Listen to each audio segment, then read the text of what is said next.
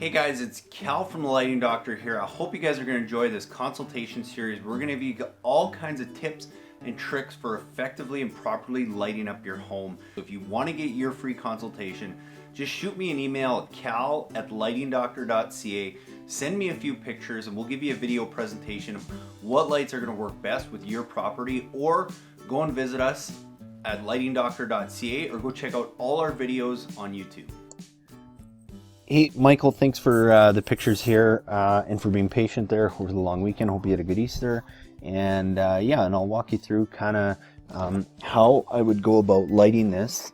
So primarily what you're probably going to be using for lights is just the accent lights. They're the best really for accenting the house and whatnot. Thanks for sending all these pictures too. It gives me a good idea, but I think from the straight on view, I can give you a good idea of what you're going to want to do. So with those accent lights, what you're going to want to do is highlight a lot of the features of the front of the house here, and then it's kind of like a second tier lighting, some of the landscape features. So what I would do is first with those accent lights, I would try and get them fairly, the big key is consistency. So what I would try and do is get an accent light under both of these called the frames of the window here, close to the house, that are shining almost directly up, because that's going to accent this whole front window and this whole front peak area.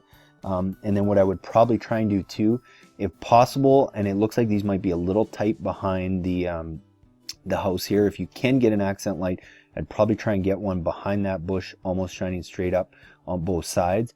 If that's not possible, then that might be an area where instead you want to actually highlight these shrubs. So you highlight this area here, and then you highlight those shrubs with more of a wash light like this, so a softer, lower, wider angle light, and actually place that back a little bit and have it more featuring the shrubs. You're still going to catch some of the wall, but not as much. So you'll have some higher lighting up here, and then kind of like a second level of lighting on these shrubs here. And then moving over to this side, I would definitely try and get one of those accent lights on this this tree here. Again, same thing. What a lot of people tend to do is try and get that light too far back and shine it at the tree, and then you end up with a big hot spot. You're better off trying to get it fairly close to the tree and having it shine up. So that's going to give you a good balance across here.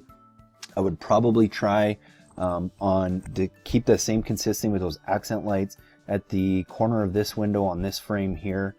Get a light there and get a light here. And then I would also try and get an accent light on both of these pillars here.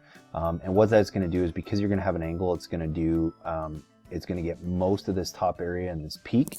The one recommendation I will make for here is probably, and you can see, you can put it in, and if you need, put in a hex baffle. It's just like a honeycomb screen that you can put just so there's no extra glare walking down the stairs. But I think you'll probably have it far enough that that might not be an issue.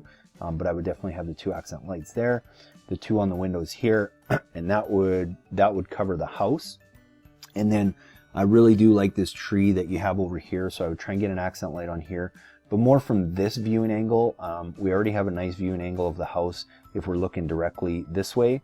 But on these shrubs, I think if you can widen that viewing angle to a little bit more, you can't see it because I'm going off the screen, but a little bit more to the side of the house, and have that light kind of over here, highlighting the tree kind of from this angle. And same thing on this guy over here. I would probably try and get that kind of over here and highlight this. And it's going to give you a really good balance. You've got some house and some landscape lit.